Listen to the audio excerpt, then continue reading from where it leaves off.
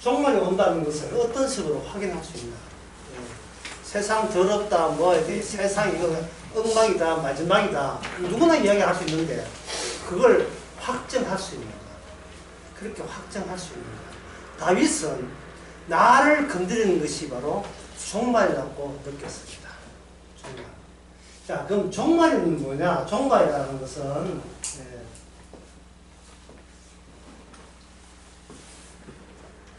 두 번째 강의는 약간은 어려운데, 그렇게 제가 설명하도록 하겠습니다.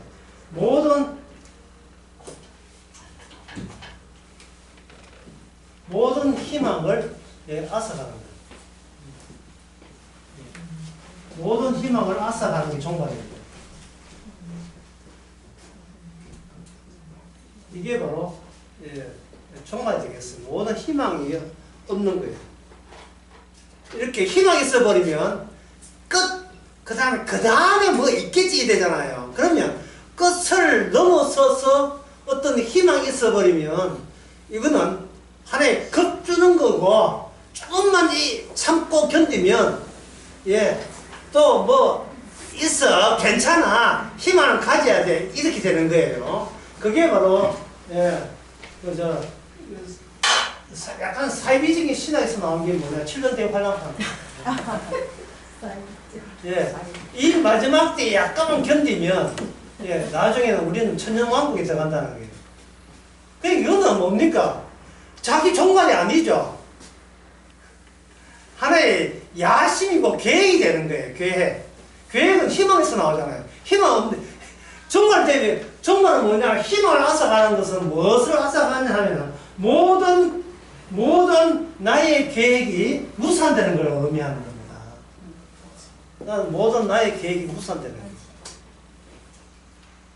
그런데 이 종말을 누가 이야기했는가? 종말이 바로 세례요한이 이야기했죠. 지금 다윗 이야기 전에 세례요한 언급할 수밖에 없어요. 다윗 그 자체 해석에서는 바리새인적인 해석 나오면 안 되니까 메시아와 십자가 최종 언약과 연관된 언약이어야 되지요. 안 그러면 언약이 해석이 안 돼요. 마지막 언약이 완성된 상태에서 미완성된 다윗 언약을 제대로 해석이 가능합니다. 모든 계획이 무산되는 것이 종말입니다. 내 계획이 쓰잘데기 없게 만들어버려요. 모든 나의 계획이. 그래서 세례요한은 광야에서 마태복음 3장 1절에서 하나님 나라가 가까이 왔다. 하나님 나라라는 것은 그 선지자가 말하는 이 종말입니다. 요엘 같은 종말. 끝났다. 끝이다. 그런데 세례요한은 끝이 가까이 오고 있다. 끝이 가까이 오고 있다. 그러면서도 세례요한 본인도 가까이 오고 있는데 끝하고 가까이 오고 아직 끝이 아닌 요 사이에 무슨 일이 또 남아있는지를 세례요한이 몰랐습니다. 모르고 예수님이 뭐 어떻게 하실 거는 있는데 어떻게 하시는지는 그걸 몰라요. 어떤 방법을 하는 것은 그게 세례요한한테 누락이 되어 있습니다. 그래서 세례요한이 예수님 오게 했을 때 사람 보내서 예수님한테 물었죠. 당신이 오실 메시아 맞습니까? 진짜 몰랐어. 묻는다는 것은 여전히 나에게 희망을 가져도 좋습니까? 내가 희망을 가져도 좋습니까? 라는 거죠. 희망이 없어야 되는데 인간이 이상하게 자꾸 희망을 갖고 싶네요. 어떻게 피할 길은 또 없겠습니까? 한번 창문을 열면 다른 창문, 열린 창문도 이렇게 열도록 되어 있는 장치 없으니까, 또 새 길은 없으니까, 그걸 자꾸 원하고 있는 거예요. 근데 주님께서는 아예 문을, 세례요한은 종말이 가까이 온다 라고 하는 그 이야기를 예수님이 접수를 했어요. 접수해가지고 종말이 가까이 온다가 아니라 종말이 다 돼요. 끝이 가까이 온다가 아니라 끝났어. 이래 끝났어. 끝났다는 것이 이제 뭐냐면 닫으면 열자가 없다. 요한계시록에 3장 7절인가 나오는 말씀이에요. 닫으면 열자가 없다. 문을 두드려도 안 열어줘요. 들을 수가 없어요. 닫으면 열자가 없으니까.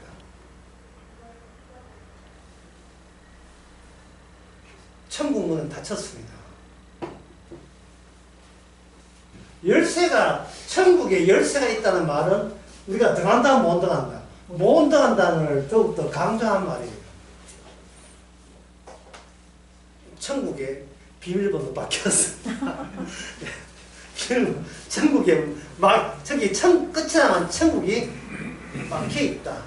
끝났다. 동시에 같은 말로 너희는 이미 천국이 아닌 지옥으로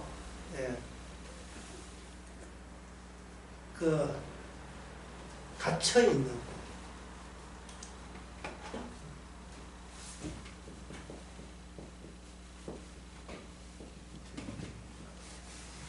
가두리 양식장에 만약에 그동안 그 안에서 마귀 새끼들을 양식한 거예요. 가둬놓고 애초부터 그랬던 겁니다. 그러면 이 의식 끝났어. 그게 희망조차도 가졌으면 안 되는 것이 구원을 되기 위한 바로 직전의 마음 자세인 거예요.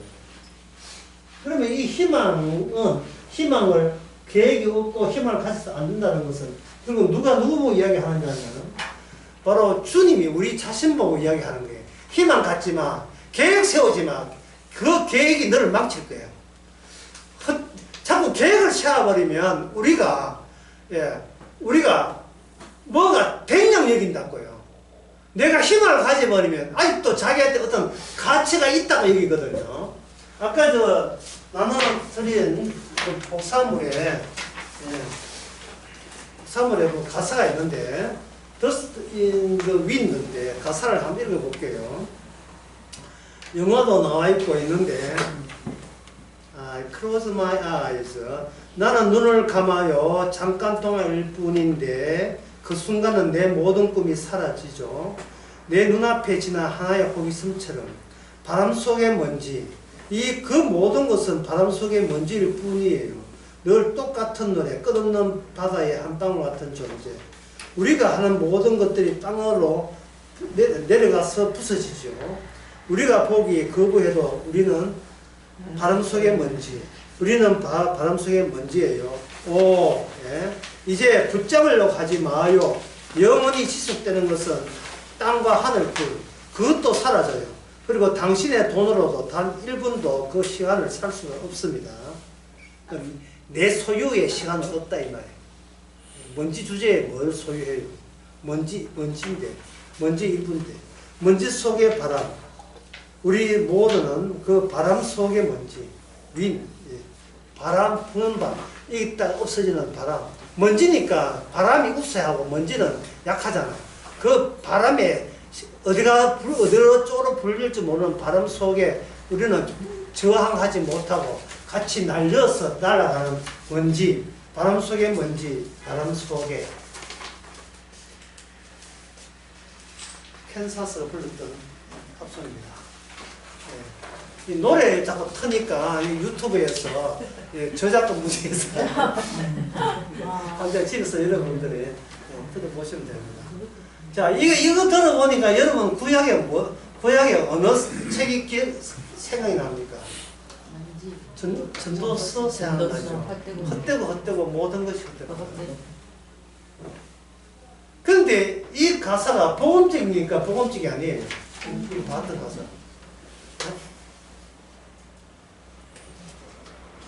이게 복음적 내용이 아닙니다.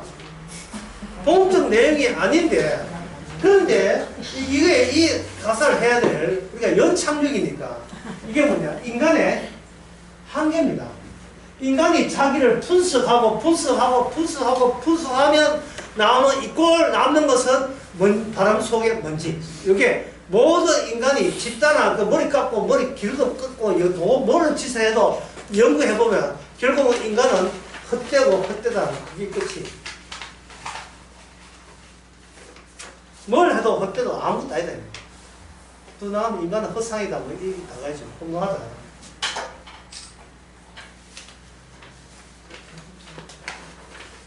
예. 때로는 그런 남편들이 많아요.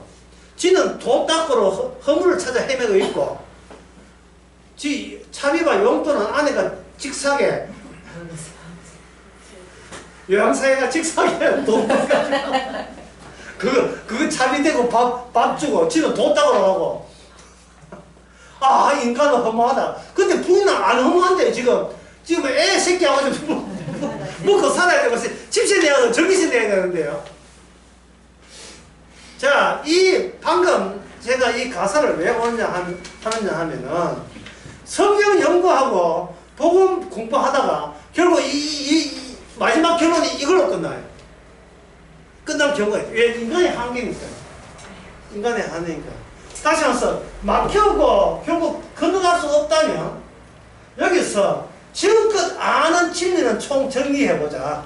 인간은 헛되다. 예. 그 다음에 뭐냐. 나 이제 복음 알았다. 나 이제 성경 안 봐도 된다. 왜? 나는 내가 알아버렸으니까. 인간은 아무것도 알구나. 안녕히 계세요. 그 다음 교회 안 나오고. 자, 뭐가 문제입니까? 예. 동의할 수밖에 없는 인간의 이 현실상으로서 이 뭐가 문제예요? 이게, 예, 이거는 우리 모두가 들어야 될 문제인데, 이게 뭐냐면, 허무가 뭐로 바뀌어야 되느냐? 허무가 죄로 바뀌어야 돼요. 이걸 놓친 거예요. 이걸 놓친 거예요. 내가 내 자신을 알겠다는 그 아이디어, 아이디어가 뭐냐면, 바로 교만이에요. 이게 마귀서 생리입니다. 마귀가 가르쳐 생리예요. 인간은 피조물입니다. 인간은 피조물이라면 인간은 잘 닦는다 하는 얘기 때문에 위에서 인간은 피조물이라면 피조물이 해야 될 일은 인간 말고 인간을 만드신 그분이 독점적으로 갖고 있는 계획이 있을 거 아니겠습니까? 그러면 인간은 그 계획을 반영하면 그걸로 인간으로서는 자기 몫을 다 한 거예요. 뭐가 허무 타령을 하냐 이 말이죠. 내가 연구해보니까 허무하더라. 네가 뭔데? 예. 그래서 내가 지난 날씀 했죠. 존재는 금방지다 했지. 인간의 모든 존재는 금방지다. 예, 내가 존재한다는 자는 금방지게 존재하는 거예요. 예, 자기 존재를 통일을 못하니까. 이 죄입니다. 자, 여기 지금 바꾸자는 이야기예요. 인간은 연구해보니까 허무는 알아요. 그럼 허무 알면 죄 압니까? 아니죠. 허무 아는 노선하고 죄의 노선이 달라요. 죄의 노선은 언약에서 와야 돼요. 왜? 일방적으로 선언을 해버리니까. 근데 허무는 뭐냐? 지가 탐구하면 도달되는 곳이 허무예요. 예를 들어서 내가 신을 알았다. 나 신의 존재를 안다. 사람들은 그걸 사람들이 이제 끝이라고 생각하죠. 신의 존재를 알았으니까 난 구원받는다. 아, 기쁘다. 구원됐구나. 라고 알고 있지요. 그런데 인간은 또 생각해요. 내가 이거 신을 믿고 예수를 믿는 이게 시효가 며칠 가겠느냐? 걱정을 또 늘어졌어요. 지금은 믿는데 내일 모레 안 믿으면 나 어떻게 되지? 이래 되는 게 이게 정신병이겠죠.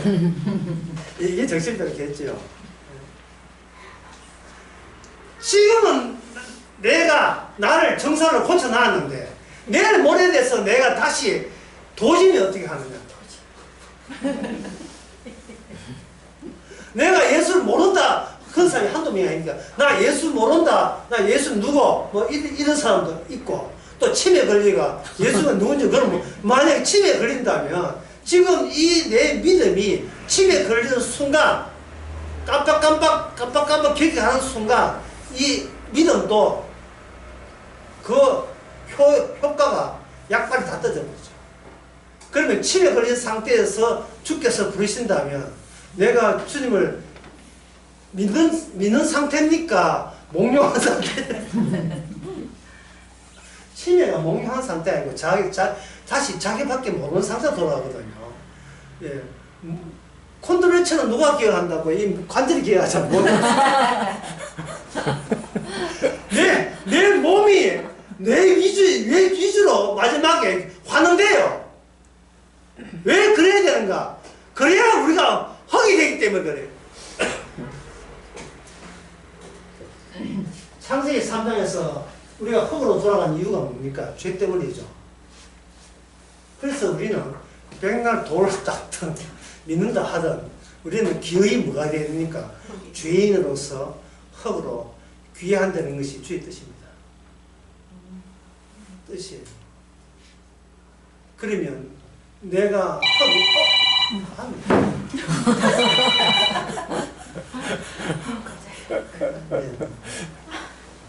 집사님이 귀가 안 좋았어. 무음을 못했나.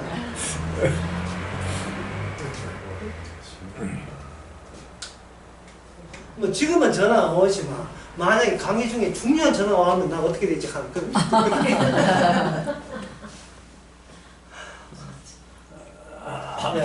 이것을 다윗은 어떻게 해결하는가 보세요. 다윗이 어떻게 해결합니까? 이렇게 해결합니다. 언약에서 언약을 둘로 나눠요. 언약은 반드시 언약의 그림자가 있다. 언약이 주어지게 되면 그림자가 있는데 그 언약의 그림자가 비언약이에요. 비언약의 특징은 좋은 특징이 멋진 특징이 뭐냐? 언약에 대해서 도발하는 데서 뭐가 발생되는 거야? 죄가 발생되는 거예요. 그러니까 언약은 무엇을 발생시킨다? 인간은 죄를 몰라요. 왜? 허무만 알아요. 허무만 아는데 인간이 죄를 아는 경우는 언약이 왔을 때 나는 어느 쪽에 있다? 죄 쪽에 있다. 언약을 인하여 내가 죄 쪽에 있으면 비로소 죄를 알게 되는 기회를 갖게 되는 겁니다.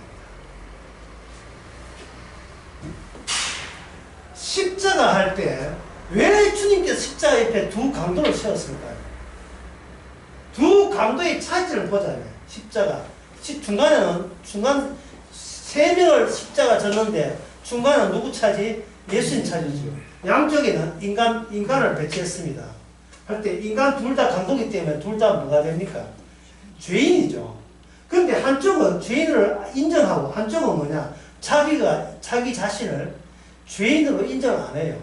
죄인을 인정하지 않는 이유가 예수님 보고 뭐라고 부탁하냐면 당신이 나를 이 벌에서 십자에서 내려가 하면 내가 당신을 믿을 용해야 되겠다. 뭡니까? 자기한테는 더 이상 종말이 아니에요. 어떤 희망을 갖고 있는 거예요. 당신이 만약에 나를 구원한다면 난 당신을 믿겠습니다. 우리 거래합시다. 우리 거래합시다. 당신이 나를 건져준다면 당신이 나를 건져줌으로써 당신은 나를 구원하고 건져는 사람으로 그렇게 어떤 증거를 내가 원하는 식으로 제공한다면 그렇게 그 증거를 가진 나는 이제부터 종말을 넘어서서 희망찬 미래가 나가 기다리고 있다. 그런데 구원 강도는 뭡니까? 구원 강도는 자기가 죽음 마땅함을 합니다. 죽음 마땅함. 내가 죽는 것에 대해서 제가 동의하겠습니다. 이거는 여러분들이 이것은요, 이거 지가 궁지에 몰렸으니까 그렇겠지. 궁지에 몰린다고 아니고 인간은 자기가 죄뿐인 것을 아는 것은 이것은 특별한 하나님의 은혜가 아니면 도저히 생겨나지 않는 현상이에요. 죄뿐이라는 말은 자신에서 뭐를 처리하는 거예요? 희망과 모든 계획 이것을 누구한테 나로서는 할 게 없으니 알고 누구한테? 완전히 임했어. 그분의 계획 속에 나를 집어넣어 달라는 거예요. 주님 나라에 갔을 때 나를 기억해 달라고 요구하잖아요. 이게 뭐냐면 내가 강도짓 하는 이것도 주님의 계획이 되기를 원합니다. 이 말은 내 나름대로 사적인 개인적인 계획은 나는 이미 손 뗐습니다. 손 뗐습니다. 왜? 나는 죄인입니다. 흙이 흙으로 돌아가는 것은 이거는 하나님의 계획의 일부입니다. 계획 중에 포함되어 있습니다. 그게 뭡니까? 이 언약 속에 있잖아요. 그게 언약, 여기서 이제 어려운 게 언약 속에 있는 사람은 못 알한다? 비언약, 죄도 아는 거예요. 그 비언약의 속에 있는 사람은 죄도 모르고 언약도 모르는 거예요.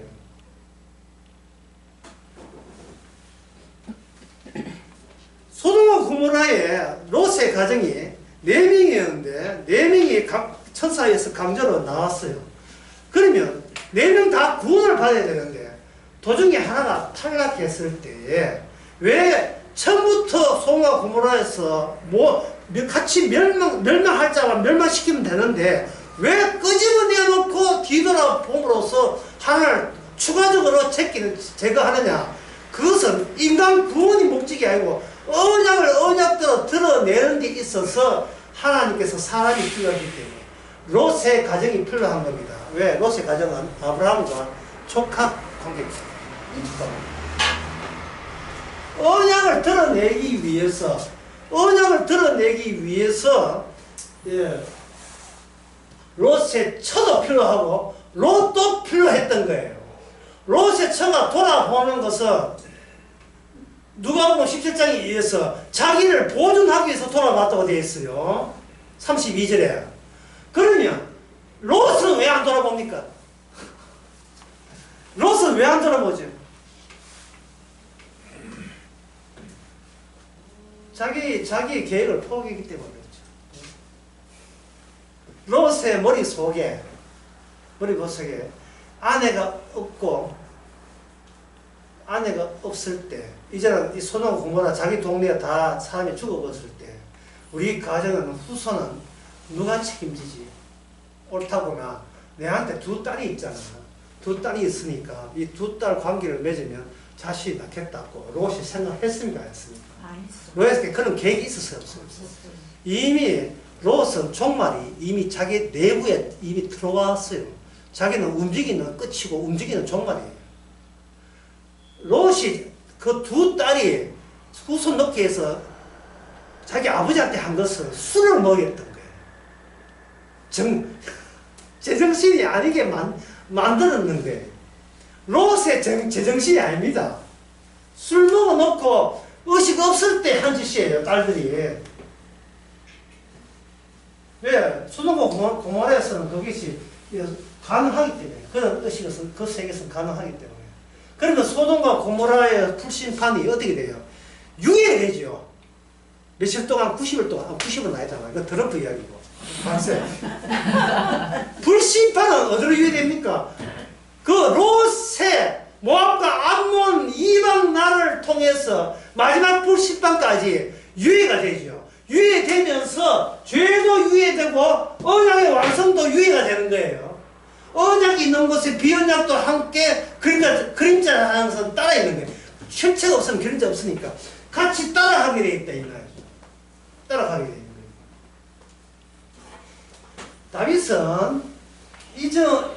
다윗의 물론 본 뜻이 아니고 순위 계시를 봐서 그랬지만 다윗의 자기의 언약, 자기의 사울에게 억울하게 공격을 당할 때 그는 입에서 뭐가 나오면 저주가 나온 거예요. 저주가.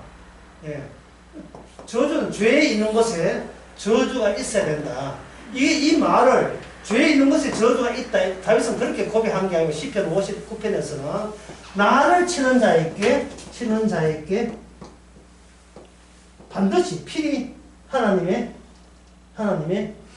저주가 따른다. 이게 바로 다윗 중심의 새로운 언약의 구성 내용이 돼요. 이게 아무나 되는 게 아니고, 날 치면 저주받는 이게 아무나 되는 게 아니라, 다윗 그 시대에 다윗을 공격하면 저주받게 되어 있습니다. 사울은 뭣도 모르고 그런 거예요. 사울이 왜 다윗을 공격했습니까? 사무엘상에 보니까 다윗이 왜 공격하냐? 사울에게 뭐가 들어갔어요? 악신이 들어갔죠. 그러면 사울에게는 악신, 다윗에게는 뭐가 들어갔어요? 악신의 반대말 성신. 성신은 언약과 관련되어 있고 악신은 비언약과 관련되어 있습니다. 그런데 악신에 들어간 사울은 뭘 몰라요? 자기가 다윗의 속에 다윗이 언약이 있다는 것을 사울은 인정을 안 합니다. 인정할 수가 없어요. 어디서 그 낯설게 그래야죠. 말씀을 안 보는 사람한테는 뭐가 승인 안 돼요? 뒤돌아보는 것이 승인 안 돼요. 내 사람은 되지 뭐 뒤돌아보고 앞돌아보고 할 필요 뭐 있나? 그건 내가 알아서 한다 이 말이에요. 뒤돌아보는 것은 안 된다는 것은 어떤 경우에 해당되는 겁니까? 이거는 성도한테 해당되는 거예요.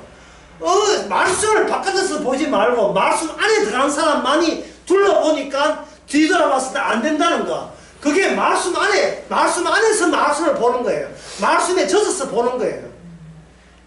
수족 안에 들어가서 물고기처럼 말씀 세계 안에 놓여 있는 거예요. 내가 말씀을 쥐고 대사로 삼는 게 아니고 말씀 세계에 잠겨서 그렇게 되는 거예요. 잠겨서. 그것이 구약에서는 이게 안 돼요. 신약의 신언약 안에서는 이게 완성이 되는데 여러분들이 새언약의 다윗이 다윗 언약의 중심이라면 새언약의 중심은 누구죠? 예수님이죠.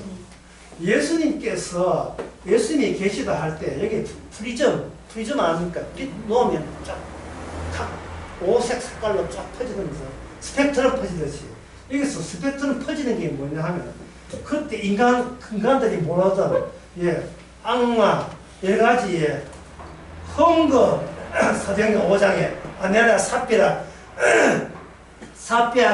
삽비라가 헌금을 반 감추니까 베드로가 하는 말이 왜 당신이 좀 인간성이 왜 그래 이렇게 이야기했습니까? 아니면 악신을 언급했습니까? 사탄을 언급했죠. 이게 개념이 스펙트럼처럼 더 깊어져서 언약의 내용이 깊어져서 그래요. 그 예수님께서 여러 가지 개념들 기도, 구제, 여러 가지 헌금, 봉사, 전도 전부 다 무엇과 관련되어 있냐 하면 십자가에서 나온 개념이어야 돼요. 종교성에서 나온 구제, 선교, 전도 이런 거 안 돼요. 헌금 이런 거 안 돼요. 모이기를 힘써 이런 거 종교성에서 나온 것은 이미 바리새인 유대인들이 다 해봤어요. 성경 개념 이런 거. 구원 개념. 반드시 십자가에서 나왔던 구원 개념이어야 돼요. 그러면 뭘 행해서 구원받는 것이 아니고 구원받고 난 뒤에 구원의 스펙트럼의 일종으로서 성도는 이 땅에서 살게 되는 겁니다. 십자가 안에 들어갔어. 말씀을 지키는 게 아닙니다. 지켜서 구원받는 사람 없어요. 말씀 안에 들어가서 살게 되는 거예요. 그걸 예수 안, 성령 안 또는 십자가 안이라고 표현하는 겁니다. 그래서 십자가 안에서 하는 특징이 뭐냐? 비언약이 보여요. 종교성에서 나오는 성경 해석과 십자가 안에서의 해석이 종교성에서 나온 것은 바로 죄가 된다는 것을 그 안에 봐야 언약 안에 들어간 사람은 알아요. 그러면 언약 안에 들어간 사람은 죄 아니고 그러면 종교성에만 죄냐? 사도 바울은 그렇게 보지 않고 비언약이 죄가 되는 이유가 그래서 그 원인이 어디서 인간의 육신에 있다고 하는 겁니다. 육신. 그래서 성도는 육신이 있습니까? 없습니까? 성도가 육신이 있잖아요. 그러니까 성도는 날마다 뭐 져요? 만날 죄 짓고 앞 봅니까? 뒤 봅니까?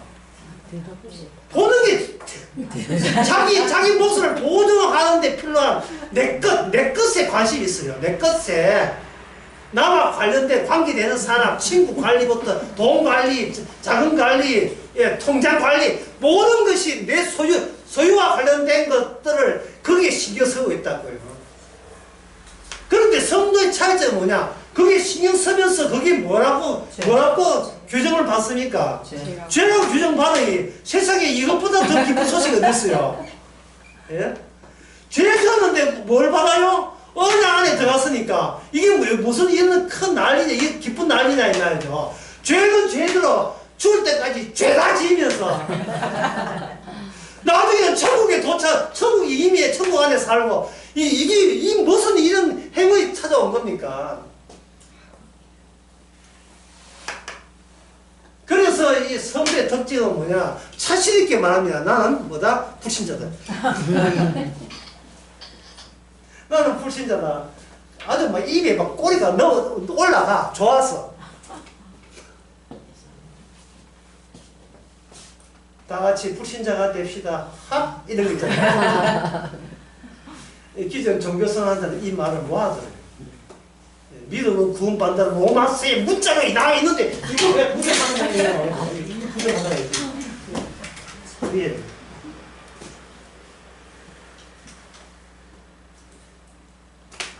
그럼 그동안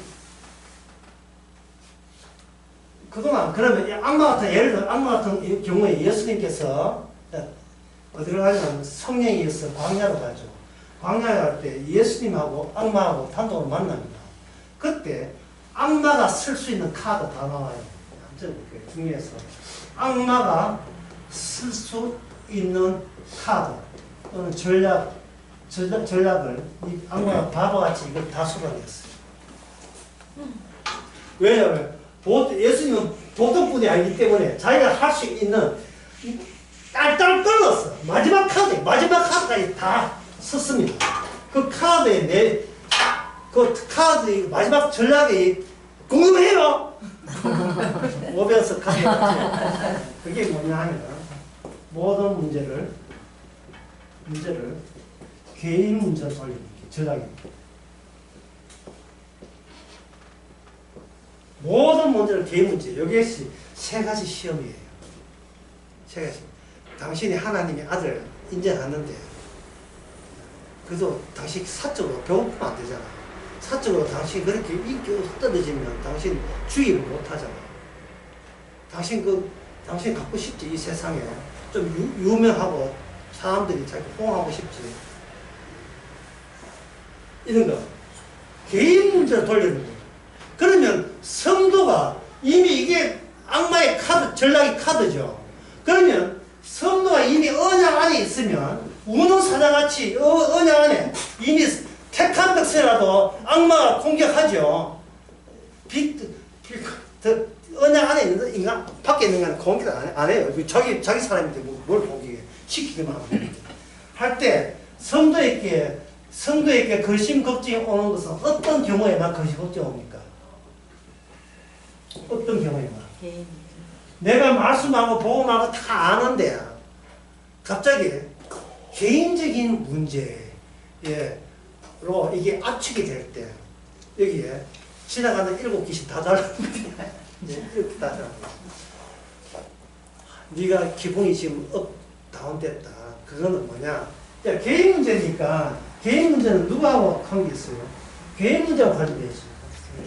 내가 이렇게 열심히 복음생활 잘하고 신앙생활 잘하는데 네 같은 인간이 나를 이렇게 힘들게 하니까 내가 괴로워 미치겠다. 그러면 그 개인 문제를 하나님께 기도해요. 하나님이요, 복음대로 사는데 이 순우가 이렇게 자꾸 순우적이고 굴욕적이고 조롱하고 있는데 이 고난과 수모를 내가 어떻게 이기겠습니까? 라고 기도를 할 수밖에 없겠죠. 그런데 주님 보시기에 그게 누구 문제입니까? 예수님 문제예요. 본인 문제예요. 예수님 문제. 이 정답을 너무 빨리 이야기해요. 이게 개인 문제잖아. 개인 문제. 개인의 고민이잖아. 개인의 고민을 이야기한 거예요. 개인의 고민을. 하나님 뜻대로 잘 살려고 애쓰는데 꼴보기 사람들 옆에 채권대 꾸며서 자는데 몇몇 때문에 내가 미칠 지경인 거예요. 예? 내 심정과 내 본심을 안 알아주고 니는 좋겠다. 니는 복음만 살아하고 집구석 한 발에 이게 집구석이야. 양심적으로 이성적으로 주변 사람들 성도를 어떻게 합니까? 힘들게 하는 거예요. 힘들게 하니까 하소연을 누구밖에 할 수 없습니다. 또 차가운 또 어떻게 원래 또 교회 아래쪽 왜 그리 차가운지 몰라. 차가운 아래쪽에 또 새벽에 춥잖아요. 방사하고 들어가가지고 깔고 새벽기도 평소에 안 나오다가 문제 하나 생기면 들어가가지고 그래서 그것도 갑자기 교회가 물어봤게 재단으로 바뀌잖아. 재단에 엎드려서 기도를 합니다. 예? 어찌합니까? 이제 임재범의 노래가 다 나오죠. 도대체 내가 어떻게 행동하고 처신을 해야 됩니까? 내 할 돈이 다 했는데 왜 자꾸 내가 이렇게 힘듭니까? 주님께서 무슨 수모? 보세요, 지금 수모를 당하고 있잖아요. 이 수모하는 게 이게 개인 문제 아니야? 지금 내가 수모 당하고 있어? 지금 네가 수모 당하고 있잖아.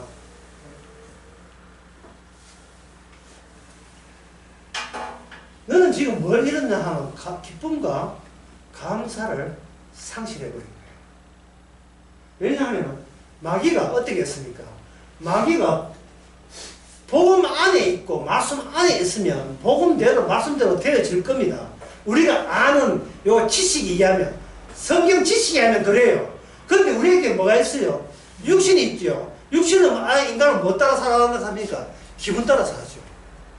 왜 기분 따라 살합니까? 내가 관련된 사람, 내가 무시할 수 없는 사람, 내가 함부로 없는 사람, 내가 도움을 얻는 사람들이 서로 좋은 관계, 인간관계, 더 다정한 관계, 서로 말을 편하게 할 수 있는 관계가 평소에 우리를 얼마나 행복하고 나로 하여금 사는 즐거움과 여유를 제공했는지 모르거든요.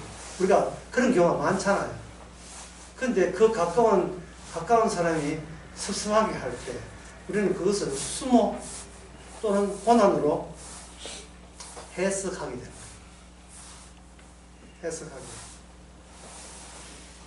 자, 그러면 시편 59편에 나온 이 문제를 다윗은 이 문제를 개인 문제로 시작했지만 뭐로 옮깁니까? 언약 문제로 전환시킵니다.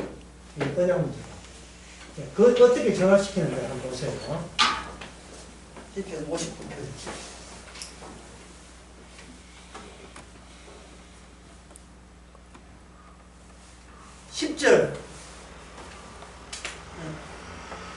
10절, 11절 한번 읽어보세요. 나의 하나님이 그의 기대하심으로 나를 영접하시며 하나님이 나의 원수가 구원받는 것을 내가 보게 하시리이다. 그들을 죽이지 마옵소서. 수업됐습니다. 그들을 뭐 하라고요? 죽이지 마옵소서. 이게 뭐 뜻이죠? 그들을 죽이지 마옵소서? 그들을 죽이지 마옵소서. 실컷 녹여놓고 저주 받을 것을 이미 자기가 내다보면서 내가 죽이는 게 아니고 다윗이 죽더라도 내게 온 하나님의 전략, 언약이 비언약을 들춰내서 언약에게 그들께 저주할 것이다 했으면 그러면 저주의 끝은 뭡니까? 우리가 아는 저주의 끝은 죽이는 거잖아요. 그런데 뭐라고 합니까? 죽이지 마옵소서. 죽이지 마옵소서. 이게 어디 나오느냐? 이게 아까 제가 여기에 대한 그 해결책을 제가 언급했습니다. 언약이 있으려면 반드시 뭐가 있어야 돼요? 비언약. 언약이 존속되는 비언약이 같이 살아있어야 줘야 돼요. 그래서 다윗은 언약적으로 생각하는 거예요. 성질 같으면 딱 죽여버리니까 두두두두. 이게 아니고 지금 나에게 일어나는 이 특이사항이 사울로 하여금 언약을 모르는 사울이 하나님의 성신받은 그 나에게 악신받은 자가 공격한다는 것은 이거는 내가 원해서도 아니고 내가 바르게 살려고 애써서도 아니고 언약적 차원에서 그런 조치가 있다면 하나님의 그 진행 과정도 어떤 차원에서 언약적 차원에서 진행되어야 마땅합니다. 근데 언약적 차원이 뭐냐? 죽이지 마옵소서가 되어 있어요. 그러면 이 언약 죽이지 마옵소서를 우리가 다윗 이전에 어디에서 찾아봐야 되겠죠. 창세기 27장 39절에서 40절.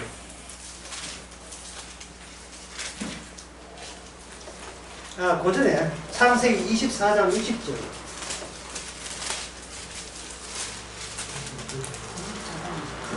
창세기 24장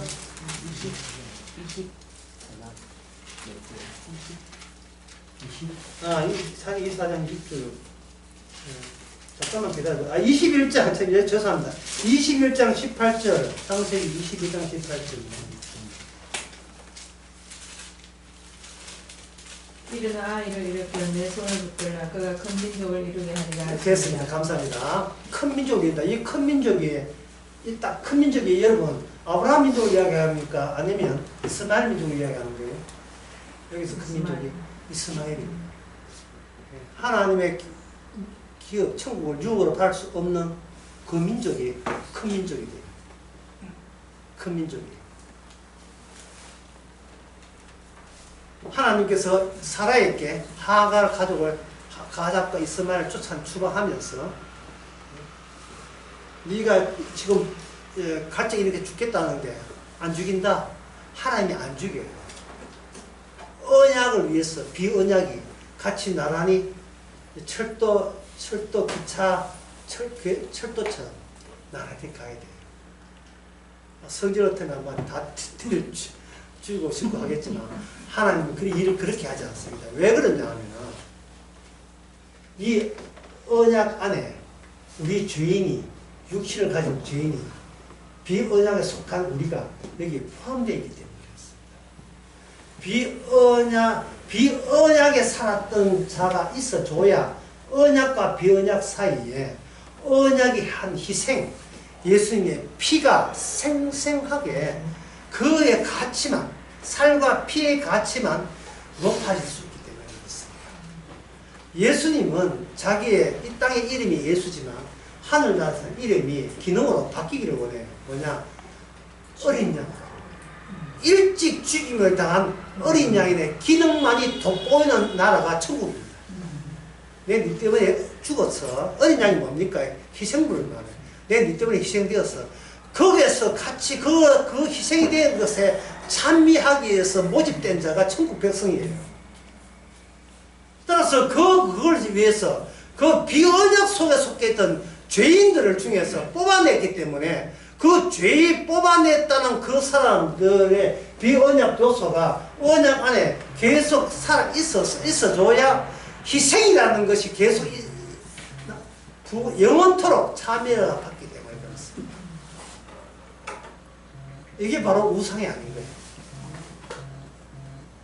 인간이 만들어낸 우상은 하나님 우리 편이죠. 적들 있잖아요. 다 때려 죽였어요. 그럼 우리끼리 삽시다. 이게 인간들이 생각하는 내 존재 중심의 신개념이에요. 아, 신난다. 저것들 지옥 가고. 이되는 거예요. 우리는 살았죠. 그죠? 그냥. 예. 고맙습니다. 하나님 감사합니다. 영원토록 감사합니다. 이게 우리 생각인데 그게 아니고 어린 양 중심이에요. 다시 말해서 너는 어린 양이 아니잖아. 너는 어린 양이 아니잖아. 네가 너의 계획이나 너의 희망과 소망을 위해서 천국이 존재하는 게 아니다는 겁니다. 그러면 그 생활을 지금 천국 가서 해야 되니까 지금 이 땅에서 해야 돼요. 이 땅에서부터 그걸 실시하도록 우리 주변에 이러한 비언약이 악신 들린 자가 들끓게 만들어요. 다시 한번 정리해 봅시다. 악신 들린 자는 어떤 자다? 모든 문제를 무슨 문제로 끌어간다? 내 개인 문제로 하는 거예요. 개인 문제로. 당신이 말이야 나를 이렇게 힘들게 했어. 당신 책임져. 당신 책임져. 우리가 만나는 모든 인간의 그 대화와 언어 사용 중에서 밑에 깔리는 게 그거예요. 책임져라는 말은 뭐냐 하면 책임질 일은 내한테 아예 하지 마도 포함되어 있어요. 그걸 사자성어로 어제 나 설계했어요. 사자성어로 하면 내 돈 내놔. 뭐 인간의 본심은 딴 게 아니에요. 내 돈 내놔. 이 말은 달리 이야기하면 내 돈 떼물챙겨 하지 마. 그러면 우리 관계는 친구 사이야. 이런 거잖아. 사전에 미 조치를 해놓는 거예요. 우리 친하게 지내자. 이 말은 내 돈 떼물챙겨 하지 마. 여러분 걔도 떼물챙겨 하지 마. 사람은 내 것이 없으면 내 존재가 없기 때문에 나의 것으로 내 존재가 정립되기 때문에 이 정도로 인간은 독합니다. 마귀에 들려도 아주 철저하게 마귀 들린 게 우리 인간의 육신의 모습입니다. 자식 보고 야, 예, 어때? 엄마 어떻게 생각해? 엄마가 너무 존경스러워요. 그래.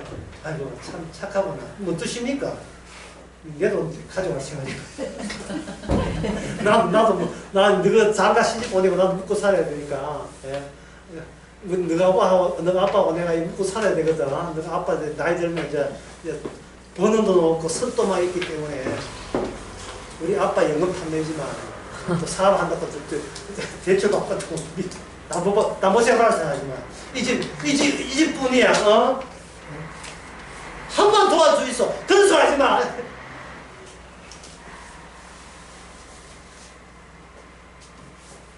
나 엄마 그런 엄마인 줄 몰랐다. 대만 자식이 인터넷 나오지. 난 네가 그런 자식인 줄 몰랐어.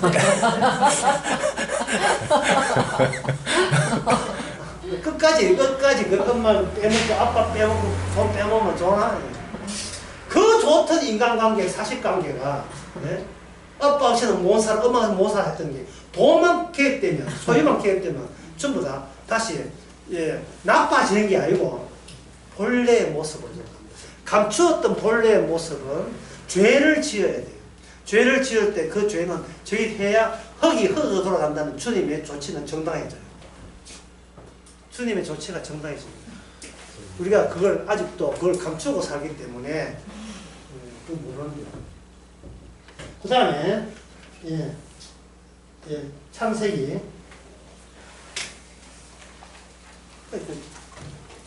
창세기 27장 39절 40절 그 제가 읽겠습니다. 창세기 27장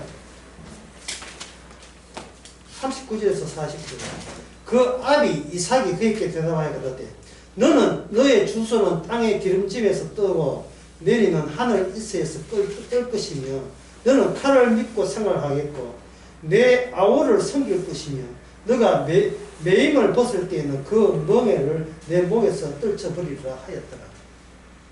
이게 지금 그렇게 아버지가 큰 아들을 믿고 뒷받침해 주려고 모든 조건이 편파적으로 큰 아들에게 복이 돌아갈 수 있도록 사전에 작업을 다 해놨는데 하나님께서 이삭이 좋아하는 이삭이 좋아하는 큰아들 예서 자기가 사랑하는 예서를 아버지 손으로 죽여버리는 아브라함의 그 언약적 특이성을 또다시 하나님께 적용시켰어요. 네 좋아했잖아.